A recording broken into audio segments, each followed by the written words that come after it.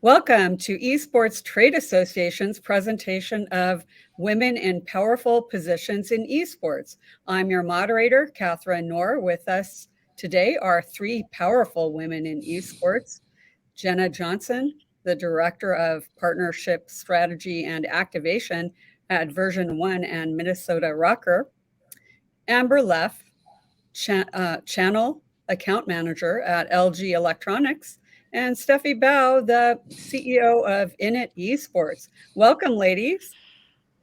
Hi, how are you? Hi, everyone. You guys. All right, so I'm here in Hawaii, and Steffi, where are you at right now? I'm actually in Lake Tahoe in California. Terrific. And how about you, Amber? I'm in Southeast Wisconsin. And Jenna? I'm also in the Midwest. I'm in Minneapolis, Minnesota. All right, so we have a range of weather today. Yep. And please put your comments in the chat, and we'd like to hear where you're from, where you're, if it's a little snowy or if you're in sunny weather like Hawaii. So let's start. What career path led you to your current position? Steffi, tell us. Well, I have an interesting story, I would say. I come from motorsport. So I'm originally from Italy. I started racing motorcycle at a very young age. I had two crazy parents that support me all the way through. Bought me a motorcycle and started to do racing. So I competed in Italy, then in Europe, and then eventually here in the United States. So I came here as an athlete. And long story short, I had a very good career. I won 3 world titles. And then it was the time, for me, unfortunately, due to injury, to move on the other side of the fence. But by being a person and a woman that cracked that glass ceiling into a male-dominated sport, I ended up doing the same, on the other side of the fence. So fast forward to a couple years ago, and when I was in Italy, I saw my little niece.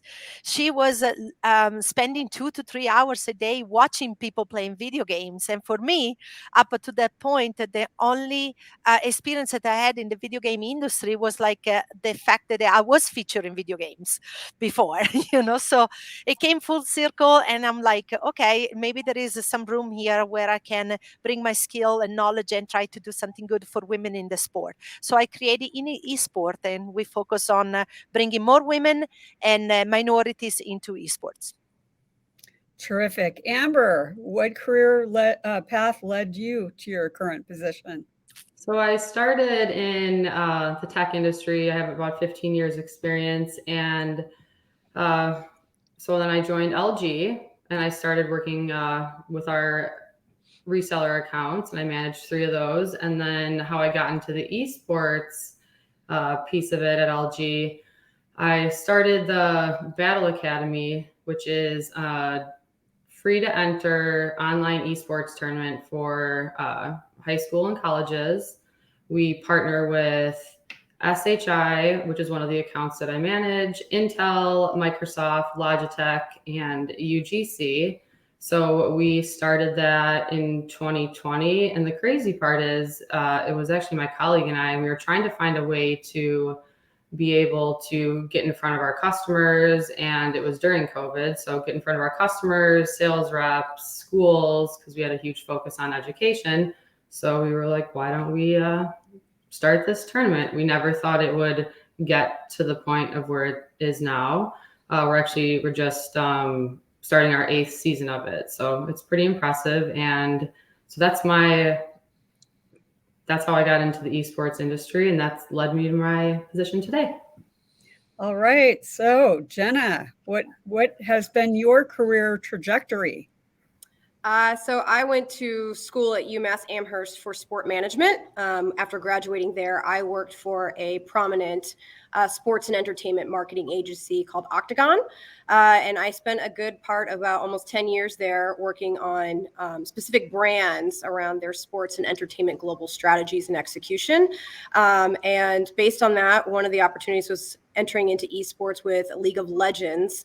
And then I took my experiences from the agency and, was able to adapt it here with Version 1 in Minnesota Rocker about almost 2 years ago. So kind of all parallel pathing into just continuing on our efforts with experiential marketing and fan execution into esports. Terrific.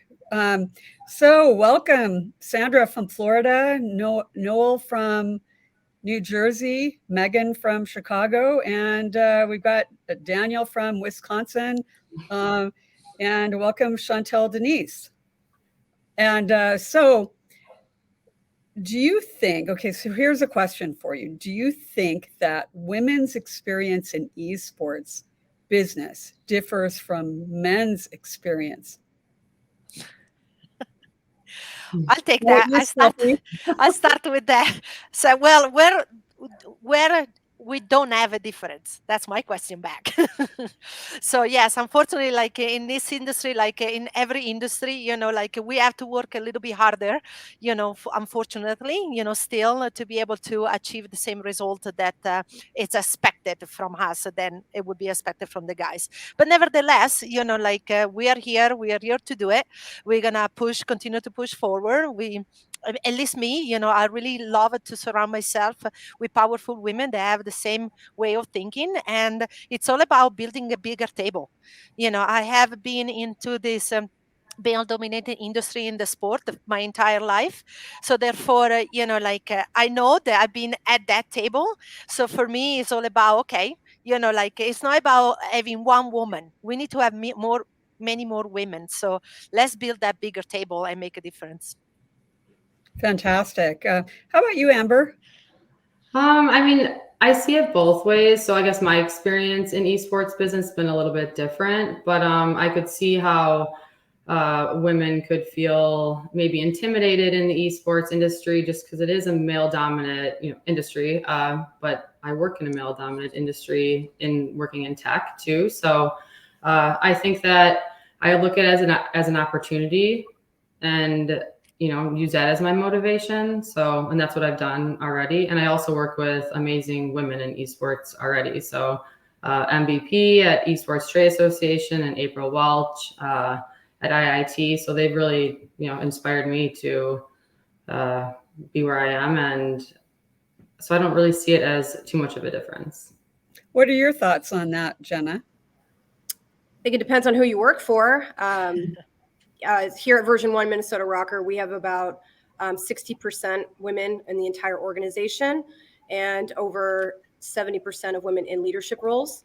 So, nice. Depends on who you work for. I do see more women in esports coming to the front and raising their hands, taking opportunities, and having a stronger voice within the community, especially, it's a very male-dominated sport. Esport is. Unfortunately, that's just how it is. But women are becoming the game changers in how they're able to execute with fans, maximize these leagues and everything. So there's a lot more women in these positions having stronger voices actually now. Sure. When I started at my law firm years ago, there were only 2 women. And, I always just kind of did things gender neutral. I didn't really pay that much attention to whether a person was a male or a female. And I think that served me well. However, I do get this need to, support other women. So moving on to another question. What would you tell girls to encourage them to enter the esports business? Let's start with Amber.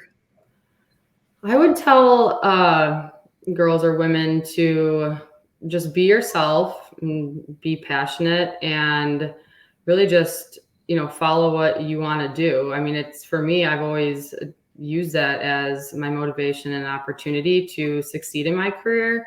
But then also too, I would suggest that finding a role model or even a mentor that you can rely on, someone that can encourage you through the tough times if you are experiencing, really anything in your career. So that's what I would say. Sure. And what do you think, Amber? Amber? No, Jenna or Steffi? Yeah, I just. Oh, I'm sorry. I meant Jenna. I honestly believe that if you're coming into this industry, now if you're going to make change as a woman, come in and don't be afraid to raise your hand and take those risks and opportunities. That's how some of the most successful women leaders in all facets of existence have taken that strong approach. Raise your hand. Don't be afraid because you've been told men only do this, or you don't have the qualifications, or whatever it may be. It's never going to change unless you take that first step forward.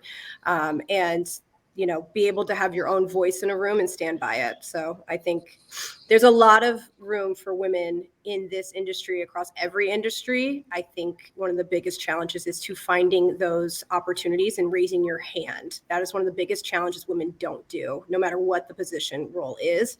So if we want to make changes, raise your hand, take those risks, and, pound the door until it's broken down. It's never impossible. Absolutely. How about you, Steffi? I just echo everything that Amber and Jenna said. It's totally the truth right there. Just go for it. Like, don't be shy, raise your hand and ask. This is another thing that a lot of time people forget to do is actually ask. We are all human beings, right? So if you do it in a very good way and like in a respectful way, you'll find a lot of women that they're going to say to you, okay, this is how it worked for me. So maybe you can try to look at it in this way. But you need to take that step and just go for it and ask and be authentic. Sure. Yeah.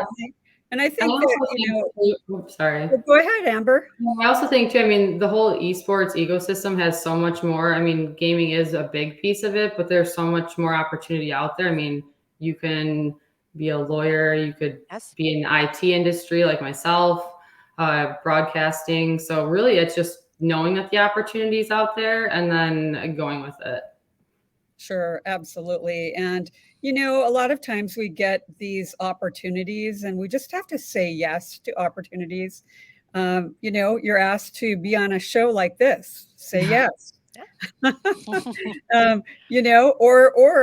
like what Steffi said, just you kind of have to jump in and just volunteer to do things or ask to do something. So if you're not getting that opportunity, jump in and go for it. I'm sure that people are always looking for people to help them, and when someone asks, sometimes people are delightfully excited about that because they absolutely need that. So let's move on a little bit to what you're doing and kind of uncover that a little bit. And Jenna, how is brand storytelling different in esports compared with other industries? There is a large white space. So unlike traditional sports, which have been developed for hundreds of years in marketing and tactics, there's a lot of barriers now. They've got a lot of policies, procedures, rules, regulations, and so you only have this narrow window where you can communicate and really effectively reach the fan. Brands now are able to do this within esports through so many different channels than just traditional advertising, whether it's through Twitch, YouTube, content creators, players, teams, through the publishers. There's just so many different avenues where you can engage such a hard demographic to engage because they're ad blockers. They don't want to hear what they don't want to hear. So I think brands are starting to reinvent their way they think in storytelling and understanding that you can be authentic in a space through our help when you work with, people such as Amber or Steffi, myself, different orgs and other areas. And especially with a lens I think with women as well, because we do come from an authentic voice because that's all we've ever had to really push. And that's really starting to resonate well with the younger millennials and Gen Zers, and then soon more generations to come.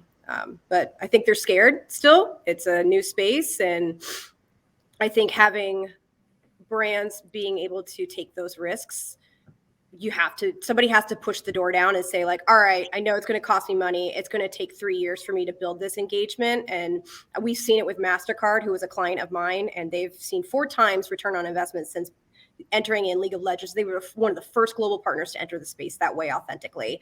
And you got to take that risk if you're going to connect with this. If you want to just take those simple measures and keep going down the path of not being the first into market, you're going to be the last. And it's unfortunate, but risks come with a lot of reward at times. Sure, absolutely. And just a reminder to our audience, please put your questions in the comments. Let's move on to Amber. Can you tell us more about Battle Academy?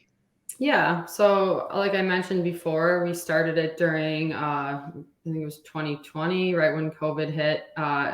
We wanted to find a way to get in front of schools and at least from the LG side. So we decided to start an online esports tournament. So we partnered, like I said, with SHI, Intel, Logitech, Microsoft, and UGC. It's for students K through 12 and higher ed. You have to be enrolled in school to do it. But so the two games that are the most popular are Rocket League and Valorant. But this season we're doing Rocket League and Minecraft, which is cool. So that's a little different. But yeah, I mean, it really is. It's like I said, it started. We never thought it was going to get as big as it did. We had our first season of it, and the feedback we were getting from, the players and the students and teachers and just everyone that was viewing the broadcast, we were like, oh no, like we have to have a plan now. How are we going to, execute on this? So yeah, I mean, it's been great. We've definitely impacted a lot of students and schools. We would help. So the winning schools and the winning students would get prizes. The winning schools would get, or I think it was the number one winning school would get equipment towards an esports lab. So that's, I mean, we want to make sure they have the right technology in place. And then also working with SHI, they have a whole esports team that helps with curriculum. So yeah, I mean, it's been great. We interviewed some schools and also some students, and students were saying that they are being recruited to colleges now because of playing Battle Academy, which is amazing. And then schools were, using that as a recruitment tool, but also too hearing that having the kids be able to play during COVID. So in my eyes, it was COVID proof, right? I mean, it's pandemic proof, really. So it thrived in the pandemic, but it's thriving now as well. So it's just a great accomplishment for the LG team and the rest of the partners that we worked with. Fantastic. Yeah. All right. A question for Steffi. How has your background of being a world-class athlete prepared you for being a leader in the esports industry? Well, let's say, first of all, I think I was incredibly lucky to have two parents that they always look at me and say, you can do whatever you want in your life. And that's something that is incredibly important. And I hope, there are a lot of parents also out there listen to me and to us will really adopt, because if you let your kid be your kid, and they do what they want, they will thrive, so it's incredibly important. So for me, I grow up, never feel any different, I enter a completely male dominated sport where I was more often than not the only woman and the only girl, at the gate to participate. But again, my parents always say, if you're good at doing this, you're going to be good no matter what, right? So growing up with that mentality, I guess that brought me to the position that I've held, throughout my business career after racing, because I never felt like I didn't belong. Never. There was never a question in my mind that I didn't belong in what I was doing. But it takes a village to get that mentality and that, a confidence in yourself. So it's important to have a good group of people that support you, and I did in my racing career, my parents. So, just that what I transferred, over from the sport career to the business career in esports. All right. That's a great lesson for many people. We really need to be confident in what we're doing, and irregardless of whether it's a male or female dominated field. So we have a question from Rebecca Stay. How can we set up mentorship programs for girls in esports at the college level? Anyone? I mean, I don't know for sure, but I would say just find someone that you inspire to be like, or someone that you really trust. April Welch has been a huge role model for me in esports, and she helps a lot of students in the community as well as at IIT. So she might be the person to ask that to. And I know she's involved in tons of different programs like that, but really it's just who you feel comfortable with.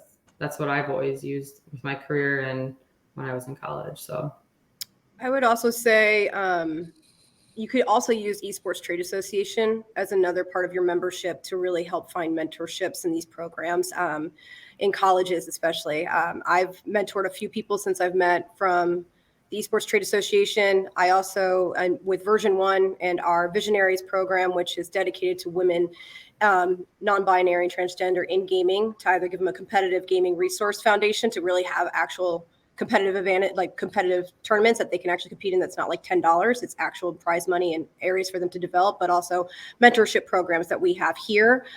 So I think there's many opportunities that are out there, but I would safely start with Esports Trade Association. There's a lot of us already on the board or as members who are happy to help lend an ear and become mentors, or at least guide you in the right ways to help those colleges that are looking for it. Sure. I also, Stephanie? yeah, I want to just add one quick thing. I think one of the things that we all need to focus in the industry is to create representation too. So if we get the people to be seen, other women that they are there and be mentors, then it will be a much easier conversation with the schools. So representation matters. So every esport organization out there should really take a little bit of an effort and highlight and spotlight, women and minorities that are part of their own organization, because if you see it, you can be it. Sure, sure. It is a good idea to encourage people at the college level to seek out mentors and actually ask them if they will serve as their mentor. And, certainly Esports Trade Association has a lot to offer in terms of mentorship, whether it's a formal or informal relationship. Moving on to another question. Can you think of a key decision that led you to the position that you hold today? How about you, Steffi? Well, I'm an entrepreneur, so the key decision is for me taking risk. So it's simple like that. We talked about this earlier, and women should go for their passion, what they love. So for me, really, getting involved into the esport community was just about observing what was going on. As I said at the beginning of the panel, I was in Italy and I saw my little niece that she was spending all that time watching people play video games. And immediately for me, I'm like, maybe I can do something to help get more women into this industry. So for me, the key point was observing, what was going on and try to bring my skill, knowledge, and what I can do to contribute to the community and get an opportunity for more women and minorities to be part of this. Sure. How about you, Amber?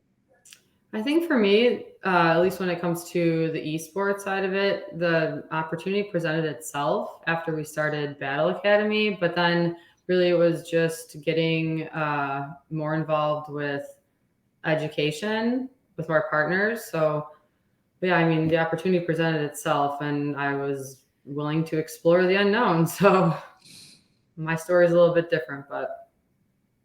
All right. And Jenna?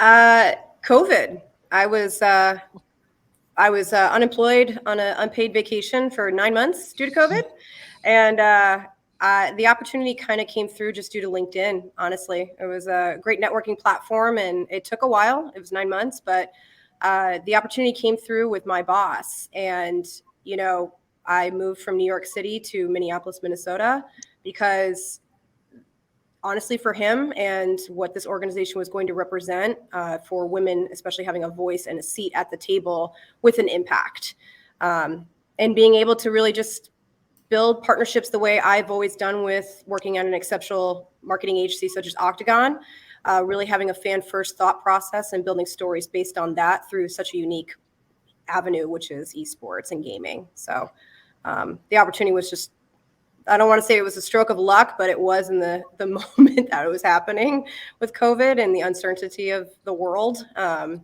it's just honestly, the opportunity then just progressed into a great career choice. I think a lot of people during COVID, they jumped into esports because that was something they could do online. Before COVID happened, it was in 2019. I actually got an email asking if I would teach a um, esports law webinar, which was like an 8-hour thing in Wisconsin. And I jumped right on that. I decided, yeah, I'm going to do that. And I had to do a lot of work to prepare for that. But right when the COVID shutdowns were happening, I flew to Minneapolis and then drove to Eau Claire, Wisconsin, and taught that seminar, and then decided I wanted to start a show called The Wide World of Esports, but I needed someone to be on it. So I saw Major General Frank Muth on a webinar like this and contacted him. And I said, if I had a show, would you be my guest? And he said, yes. And then I pitched the show, and he was my first guest. So it's kind of interesting when you make those decisions, when you have an opportunity meets preparation, and you jump in there. And I think that's true for men and women, but women have to pay a little bit more attention sometimes, because these opportunities do arise. So we just talked about COVID a little bit. So now that we're transitioning away from COVID era lockdowns, how has your work changed? How about you, Amber? So my work has changed. It's gone back to what I would say normal, or from the beginning of when I started at LG. In the esports side of it, now we're just seeing more live events and, different education shows that we'll attend with an esports focus. But it's so different online versus, or like virtual versus in person. Just having the people around you and seeing the interaction of the students or the players is great. So I love the in-person and the face-to-face, but like I said, it thrives in both. So it's great.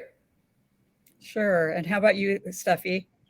Well, I started my company during COVID. So what happened was that and my verticals are sim racing, because I attach it to my passion, right?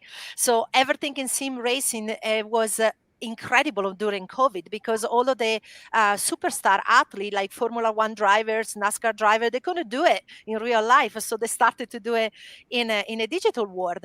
And then made sim racing grow into levels that were like unheard of before COVID. So we started the company during that time, and we continue to see a very big escalation. I think because sim racing in particular is relatable. Anybody and everybody knows what a car is. So therefore, like when there is a little kid that wants to get involved in esports, and he's to explain to his mom and dad or grandparents, hey, this is what I do. If you toss in there sim racing, the parents and the grandparents are going to understand it, because they know what a car is. So therefore, for us, like it's continued to grow. So I'm very happy, the trajectory, and yeah, we have a really good project coming up very soon. Fantastic. Yeah, I would think sim racing would be fantastic for COVID shutdowns, because it gets you kind of get mentally out of the house, right? So Jenna, how about you?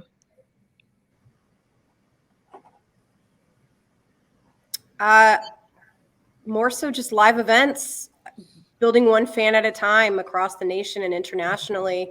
Our org is very much about being with the fans as much as possible and having those interactions through watch parties, while we're live at a major event, even through digital tournaments and stuff. We go through a full 360 lens and then beyond. So being more present on the ground is definitely a big one. I think of everybody it is, just because we were deprived for 2 years, but finding that balance, because you can't reach everybody at once when you're on land. So it's kind of nice when you're able to do the digital aspects of tournaments or live LinkedIn things like this and other areas that we can capitalize on. So.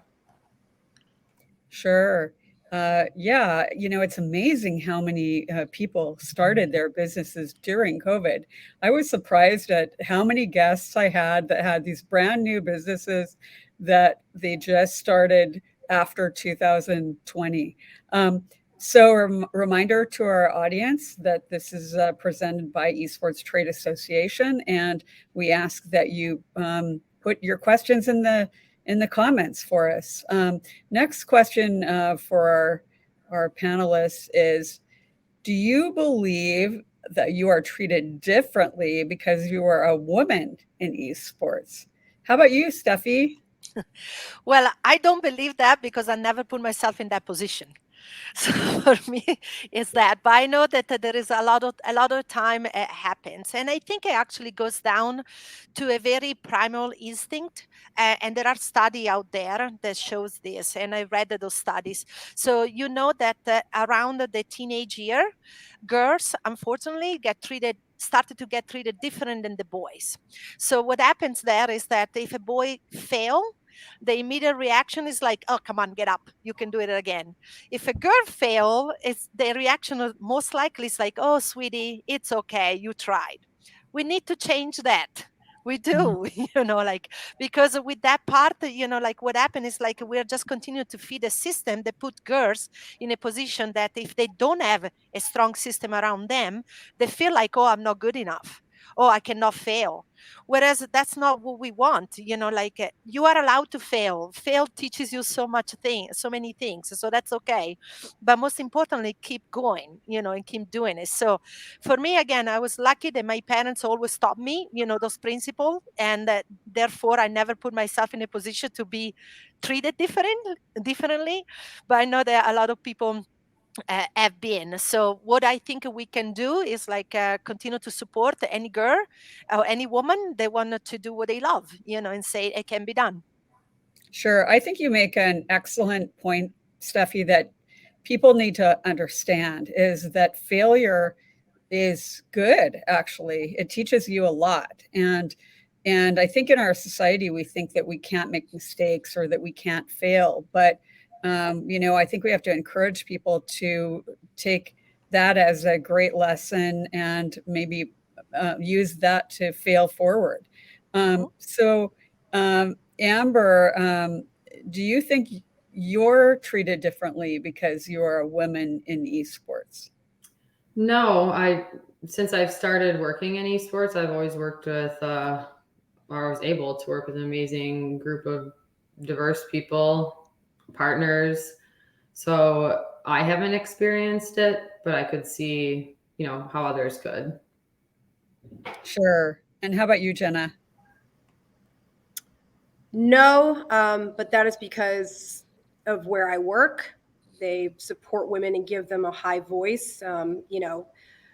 I also have been really lucky, very much like Steffi. I had very supportive parents. My mom was also a pioneer in sports radio back in the 70s and 80s when women were not allowed to have senior jobs, and she was the first GM of a radio station. And then I went to an incredible college that really empowered women in sports. And then, my career was very lucky to have working for Octagon and then here, where they really gave women a voice and also the courage to stomp your feet on the ground. And if some people, who are men in higher positions like to put you in your place, don't take it, but do it with class. So I think, having those kind of encouragements has led me here, and our org here is very supportive. So I haven't seen any differentiation in that way, but I have heard stories. I've experienced it in my past life, but doesn't mean that it's here anymore in the front as much. Yeah, I think that if I'm ever treated differently, I probably don't even pay attention. I probably just ignore it. And so to that question, I would have to say that I wouldn't even know, because I wouldn't even entertain the idea that someone would treat me different than a man. I would just think that they were treating me in a way that would be consistent with my behavior or my efforts. So, some of our questions today are more based on women, but I'm asking a lot of questions that are not gender based because I feel like as women, we are capable of answering any question that anyone would answer, and that we need to delve into not only gender related questions, but also just questions about the industry. So one of those questions is, what are the biggest challenges in esports today? How about you, Amber? So I think one of the biggest challenges overall is just building the awareness and the awareness around the benefits of esports, and just at least from where I'm coming from from the LG side, it's when I first started working in esports 2 years ago or 2.5 years ago, I didn't know anything either. There's so much to learn about it. I really only thought when I started working from the LG side that there were monitors. We had our Ultra Gears. But there's so much more. There's so much more technology, LG technology that goes into esports in schools at least. And it's really just getting the messaging out there to the parents, the faculty, the teachers, whoever it is, that you need the right technology for your kids to be able to succeed in esports. And then also that technology can be used multi-purpose, right? So you can have your display in a room to broadcast a live event or an event that's going on, or an online, tournament. But also too, it can be used, in the classroom as a digital signage display or just a display. So there's a lot of different pieces to it, but yeah, I think it's just really building the awareness. All right. So Jenna, what do you think the biggest challenges in esports are today? I think it's a mixture of the politics behind it, and the lack of education. That the stigmas of being in esports or gaming means that you're uneducated, you're lazy. It is terrible for your health and mental awareness and cognitive and behavioral problems, where that's just far from the truth, and there's a lack of education behind it, and where you're now starting to see those who are part of gaming and in esports are the ones who are going after the bigger majors within IT or in design and graphic and other areas, marketing as well. You are seeing engineers and stuff, and then it's also just the education behind it. It's starting to get out those things that these kids who are playing, whether they're from 8 years old to 28 years old or even more, they are, physically and mentally sound. They are working their hardest as much as a traditional sports athlete would. They're putting the grind in as much as somebody who's pulling an all-nighter in college would, just to make themselves the better version of what they want to be. So I think there's a lot of areas, such to what Amber said, with especially around parents, is to getting above that hurdle around the negativity and stigmas around esports and gaming, and also within brands and other communities as well, to really just get everybody on the same page. No one likes change. We all know from radio when it was first introduced, to TV, to when Nintendo was first introduced, they thought kids were losing their minds and it was creating all these worldly, horrible things, which was far from the truth. So this is just another layer that we're going to have to prove wrong. So Absolutely. I think you raised some excellent points. And how about you, Steffi? Yes, and again, I echo what Amber and Jenna say. It's just we need to make sure that the general public understand what esport is all about, and this can be done through a different ways. Like what Amber and Jenna are doing. For me, again, esport and sim racing is relatable. So a lot of time, I'm like, go in a sim. Here a sim, go in there and let me see, what big of a smile you have when you come out, right? So for us, like create all of this type of activation, it helps the education process, because when you have somebody, having a great experience, and now all of a sudden you kind of like change their preconceived mentality or toward esport, now you have them and you have them their maximum attention, like, and at that point you can see, you had a great experience, this is nothing bad, it's also physical, like, so it's a good way to keep expanding what esport can do. And the same for brands, like Jenna was saying earlier, like we do have the younger demographic, the Gen Z and the millennial, they are all into this and they know this. So brands, they're going to eventually start selling more and more to these people. So it's just about listening, listen and look what the Gen Z are doing, and therefore, learn how to activate and engage with these people. Sure. And then one of the big challenges with for esports businesses, and we talked about how so many of them are starting, have just started, they're new. They need to learn many elements of making their business successful. And I think they can do that with Esports Trade Association. So, if you watch this and you're concerned about the challenges that you're going through, please, look into joining Esports Trade Association. So what excites you about the future of esports? How about you, Steffi? Well, what excites me is a project right now that we are going to launch in December. So because we want to really to try to educate, on what we just say, more people and the general public, we are creating this program that is called Screen to Speed.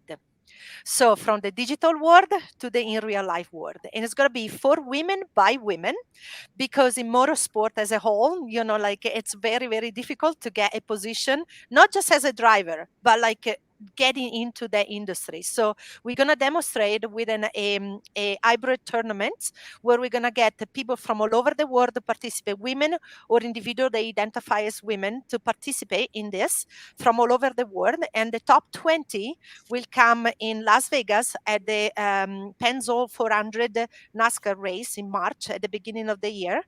At that event, the top 20 that were selected, they will do a sim racing competition. The winner will get a test in the biggest Porsche race team in the United States, which is Kelly Moss.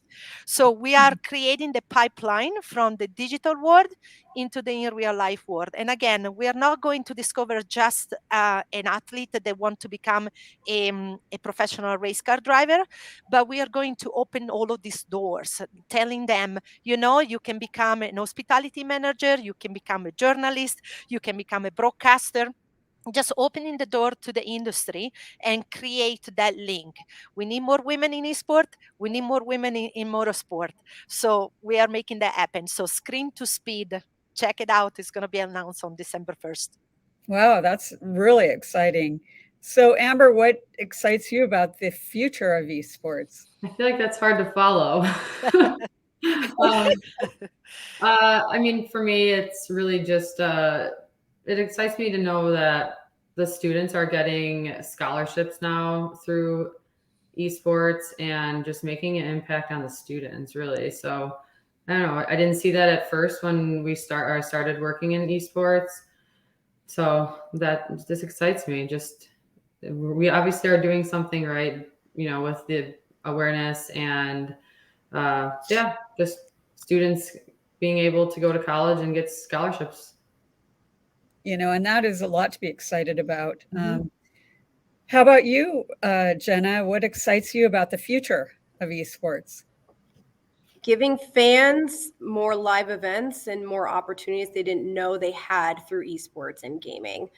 Here at Version 1 in Minnesota Rocker, we are going to next year in 2023 host 2 Call of Duty events here in the Midwest that are a smaller live scale event during the qualifying rounds, where we'll bring in 2 other CDL teams here in the Midwest and host fans within prominent locations and in incredible venues, and giving them the experience of what it's like to attend a large scale major on a smaller scale, so they can get the opportunity to go see it in their home state or within a driving range region. So instead of having to fly and do all those other things, and just really get the opportunity to to experience it, be a part of the community that they, watch through the streaming channels at all times and see the players that they, admired most. And also working with, same as Amber and Steffi, building opportunities for college and high school. We currently have a partnership that we work with Minnesota Varsity League, helping high schools who are on teams make sure they have a platform to be amplified. And our Visionaries program, giving women additional opportunities within competitive gaming, mentorship, even just, another voice in the room. Those are all three things that I'm looking forward to seeing them just explore more. There's a lot to be excited about the future of esports, and I'm excited about the metaverse. I'm excited about more people engaging with esports and the future of business in esports as it gets bigger and bigger. We will, it will become more mainstream, and that people will know what you're talking about. There's certainly people who don't. So, some of you have mentioned special projects that you can share with us. Are there any special projects that you're working on that you can share that you haven't talked about yet? Whoever can jump in on this. Well, I jump in. So beside this screen to speed that is immediate, and it's going to happen, starting December, and it's going to run until March, but it's planned to be a multi-year, event. And we are actually going to involve schools. So we are working with the entire Clark County district in Las Vegas, and giving an opportunity to kids to come also as a spectator, of course, to participate. There are going to be prizes, so for participant and spectator, but the school part is very good. And we are coming up with this also idea of creating an opportunity to do a scholarship, meaning like a computer to play, it could be expensive for a certain kind of people. Therefore, we're going to create opportunity where we can ship computers, to select the people so they can get their first experience, and therefore turning them into an opportunity to get involved in esport in any different way. In addition to that, we have two verticals in our company, which is a sim racing with cars, but also sim racing with motorcycle. As a former racer, I need to do that too. So so with that, we're gonna start the championship at the beginning of the year, and our motorcycle championship goes alongside the in real life championship. So the same track that you see in real life, we're going to play digitally. So it's an opportunity again for people to get exposed to the sport. And racing as a whole is very expensive, so getting them involved through the digital world, it's a first step to expose people to this wonderful industry that is motorsport and esports. Steffi, you're an amazing entrepreneur. The energy that you have with what you're doing and the creativity is incredible. You're an excellent role model. Thank you. For everyone, and inspirational. Amber or Jenna, are you working on any special projects that you'd like to share? Besides, like I said, we're in our Battle Academy, our 8th season of Battle Academy right now. So that's a project in itself. We're starting to plan for 2023 to do possibly more live events versus every season doing an online tournament. So that's still in the works. I'm working with one of my partners. We've put together these esports kits. So if schools are looking to demo equipment to see what type of esports setup they want for their students, you get an LG monitor, you get a gaming device. We work with Intel, so it's an Intel device. And then Logitech works with us as well. So we have all the peripherals, and it ships to the school in a case, and they get to try it out. So that's a little project, but still a great accomplishment. All right. How about you, Jenna? Anything that you're working on?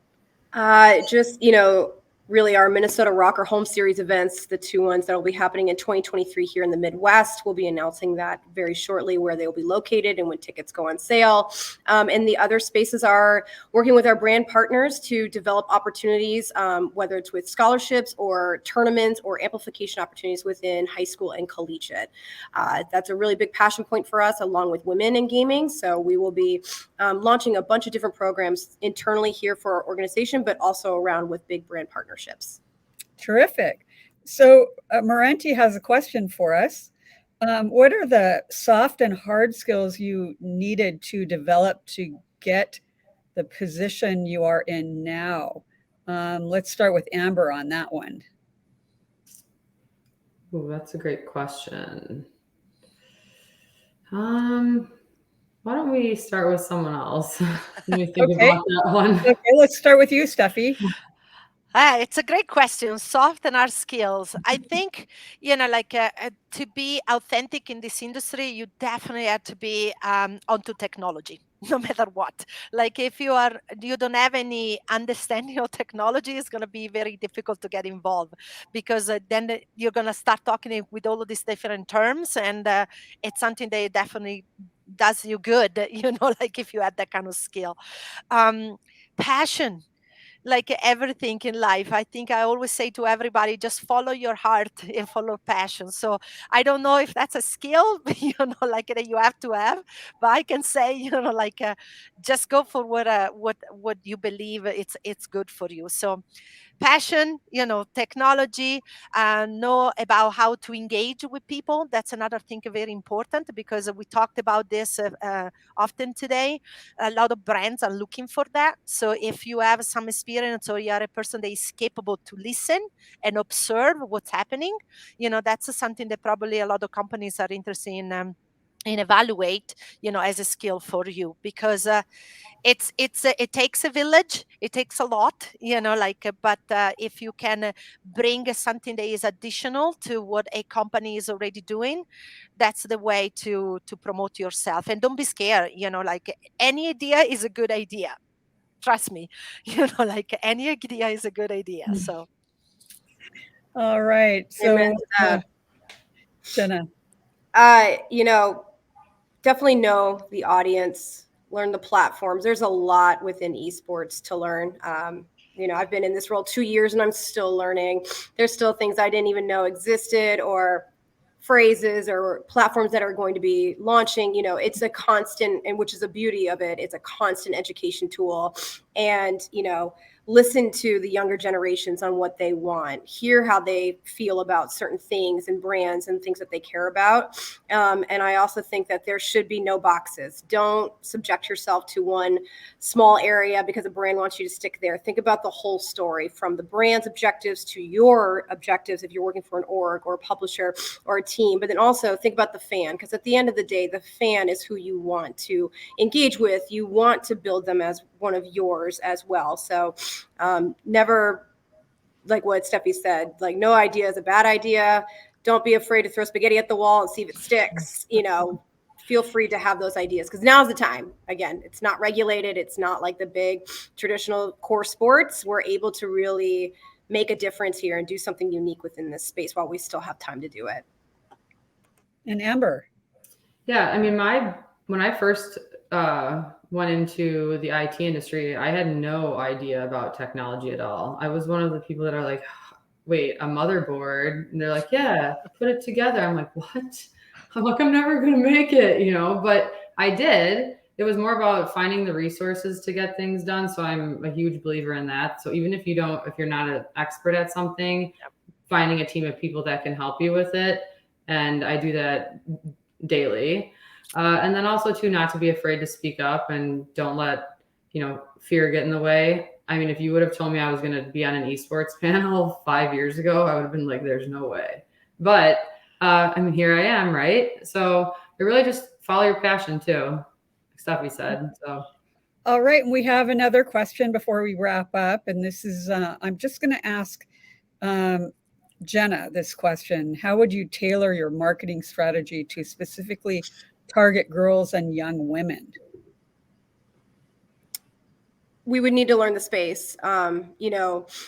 we do this often. We'll take a market or we'll take an area that we want to focus on, and we really do the data and research. We really find out who our target audience is, what they're interested in, all the demographics, and who are gaming and what games are they playing, where their passions and interests are, and then really build a strategy around that to make sure that we're authentically and effectively targeting the demographic that we want to reach, and not just abrasively entering a space and coming off as insensitive to what their wants and passions are. So there's a lot of back end work to go into a space, regardless of the target demographic.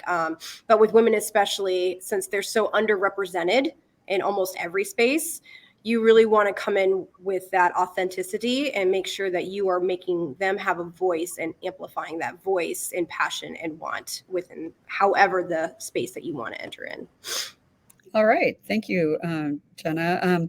So we're about to wrap this up, and I just want to thank our panelists, Steffi Bao, Amber Leff, and Jenna for being our guest today. You've offered so many terrific insights, and I thank you to all who have tuned in to watch, and make sure that you follow Esports Trade Association on LinkedIn and other social media channels to keep up with what's going on, and attend our conference in August, Esports Next. And I want to thank the education committee of the Esports Trade Association for putting this on each month. And so please join our LinkedIn Live presentations in the future.